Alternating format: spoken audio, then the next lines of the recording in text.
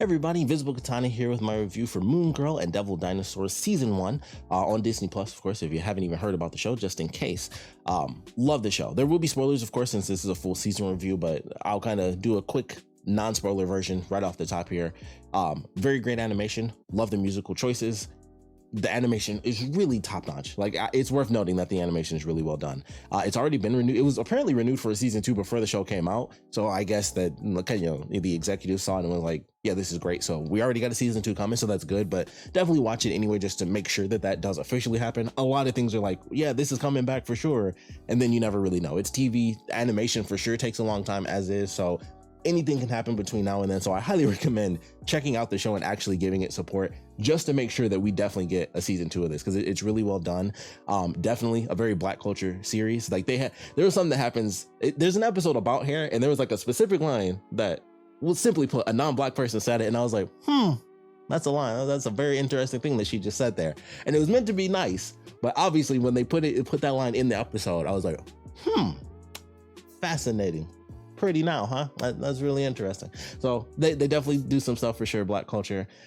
Speaking of that, by the way, there is another series. If you're checking this out, if you want to kind of do the whole Black culture thing, it's Black History Month. You're obligated. Obviously that's a joke, but if you want to support. My Dad the Bounty Hunter, another great show. Definitely a lot of Black culture stuff kind of put into that series about a Black family as well, obviously in space. Highly recommend checking that out. I also did a review on that if you guys want to check that out. So check out both these shows, not just because they're made by Black people, but if you're interested specifically because you may be Black, there you go. You got 2 shows. You got Moon Girl and you have My Dad the Bounty Hunter. That show is 3D. This one's obviously 2D animation. Both absolutely amazing shows. This one I would definitely say is geared more towards kids compared to that show, but both are really well done in their own respective rights. But Moon Girl, Devil Dinosaur definitely had me laughing. Like, the whole way through, like, every episode has something that's funny in it. I think the action and animation definitely pair well, especially towards the end. Like, they always have like an animation switch where all the colors and stuff change as they play a song as she's beating like the villain for the final time. And I thought that was a really cool thing to have every single episode have like this end cap, and it would be a different song, and obviously different, it's different villains that she's fighting. So each song that plays will have a different meaning to it. So it'll either be something based on it'll be like more of a chill song if what she has to do is kind of be more calculating. It can be more of a reflective song if something, the villain that she's fighting happens to have more of a personal attachment to her.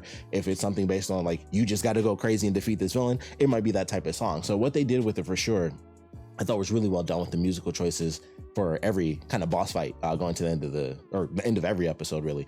But I thought they did a great job with that. The family dynamic I thought was pretty funny. We don't see too much of the family, and they also don't touch on something that shows up literally in like the first episode, so I guess they're saving it. It's only 6 episodes long as well. The first one is like a 45 to 46 minute episode, so it really is a good first episode to be like, this is the show, these are the characters, this is how they meet, this is like just everything beginning to end. It's a like perfect first episode. Like, here you go, this is the beginning of heroism, friendship, family, all that stuff is in the first episode. So you'll know if you like it by the end of the first episode, I would think personally. So if you don't, unfortunate, like maybe you just won't like the show, because it won't really change. Like, the show is beginning to end. It's the first episode, so you got it.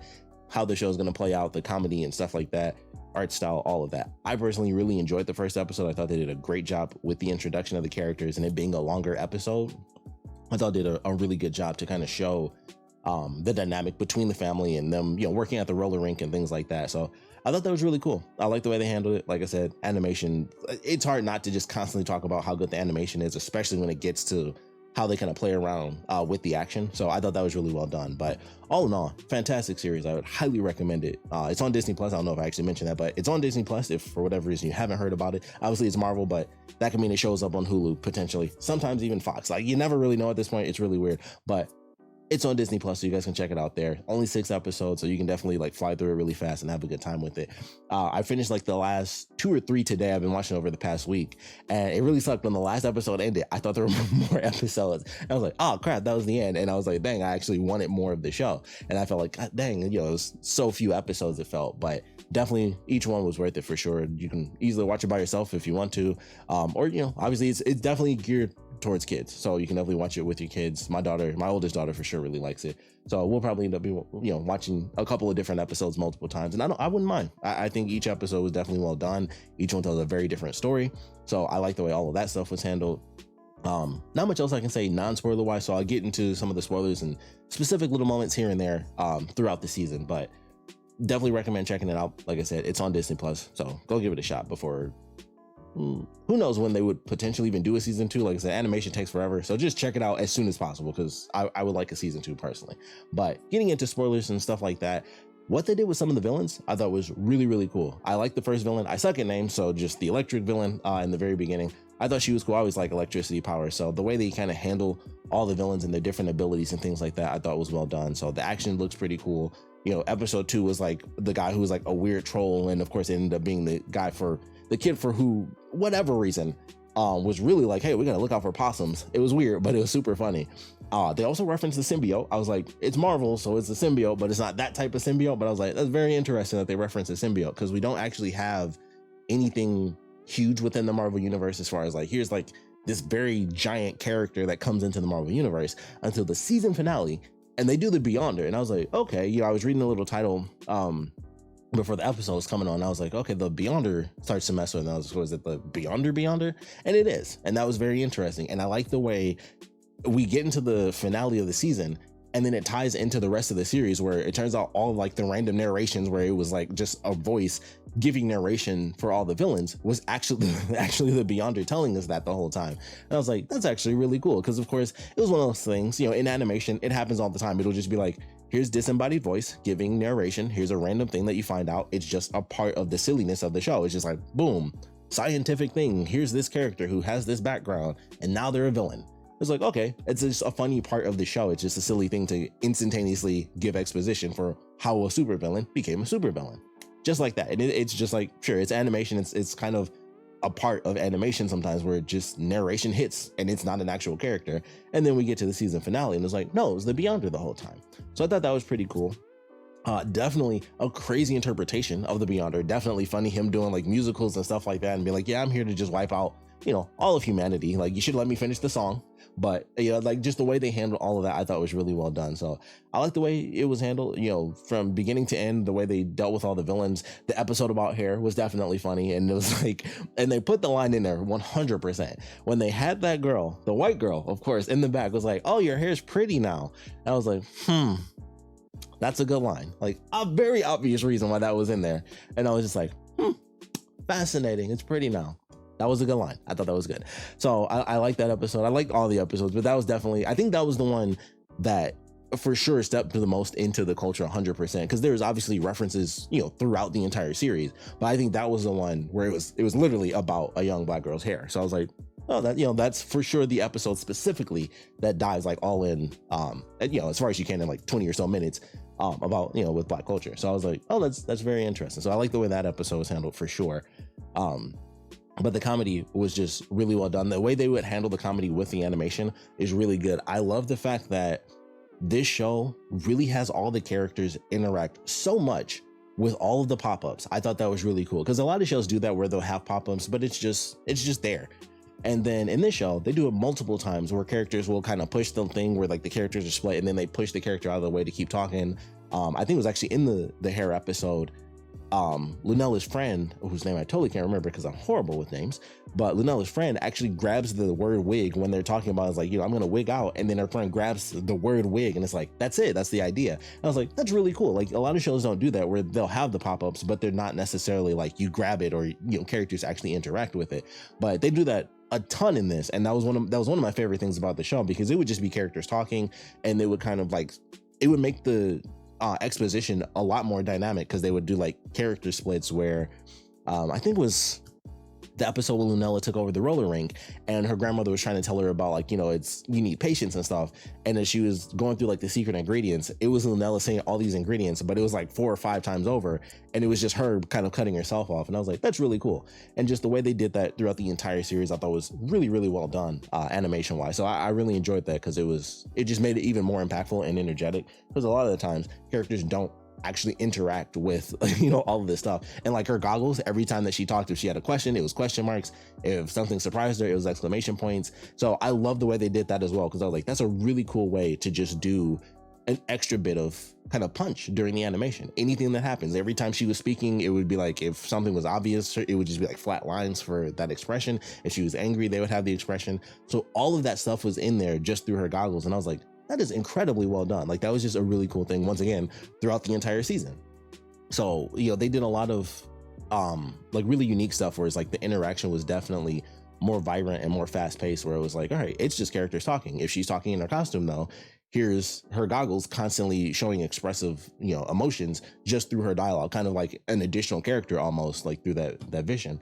And then if she's not in costume and it's just characters talking, they're probably super expressive and jumping around and stuff, but there's also bubbles and like characters being cut off like 4 or 5 separate times, but it doesn't look dumb. It actually just looks entertaining, and it keeps simple conversations really fast paced. So I like the way they handled all of that throughout the entire season. I thought it was really well done. So I would love to see what they do with the season 2. I'm definitely looking forward to it. I hope we do actually get it. Like I said, it was announced before the season even came out, but I hope we do actually get a second season of the show, because I think it was really, really well done.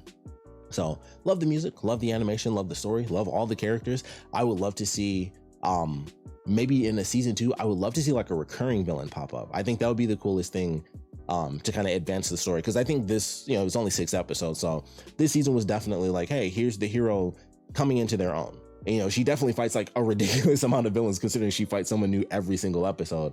For the roller rink episode, I think she fought 3 separate people.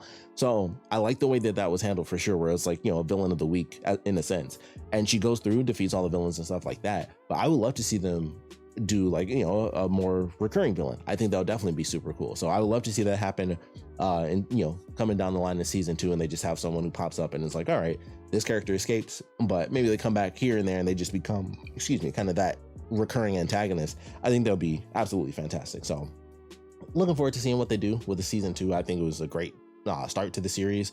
Great first episode, great couple episodes after that. Unfortunate that it was only 6, but considering how much animation and how serious things get with the expressions and the pop-ups and all that stuff, and, you know, the angles and stuff where they're cutting characters in half and all that stuff, it's like, I can understand that takes a long time. Animation in general already takes a long time, and then doing all of that, I can only imagine how much extra that adds on just to like one sequence where it's like, all right, we got to do like this thing popping out and falling over here while this word comes out of this way and stuff like that. So I can only imagine how long it takes.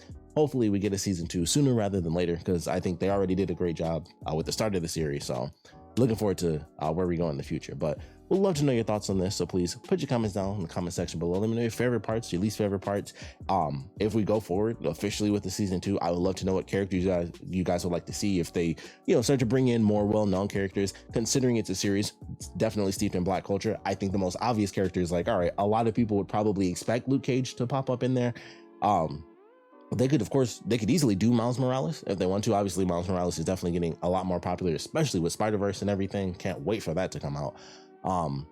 So they could easily do, you know, Miles Morales. They would probably do that just because of the fact that it's like, oh, it's a Spider-Man, and whether it's Peter or Miles, it's like Spider-Man is just like whoop, right through the roof popularity wise. So it would probably be Miles before it would be anybody else. But I think at this point, a lot of people would probably expect Luke Cage and stuff like that. So I'd love to see, honestly, anybody come into play, because I think the show already established that it's a really good show. So I don't really care who they would bring in. But if we're being honest, it's steeped in Black culture for sure. So they would probably bring in either a full Black superhero with Luke Cage, or at least a half Black superhero with Miles Morales. But we'll love to know, like I said, what characters you guys would like to see, regardless of who they are, hero or villain. Honestly, I would love to know what characters you guys would like to see and what you thought about the season as a whole. So please put your comments down in the comment section below. And of course, thanks for watching.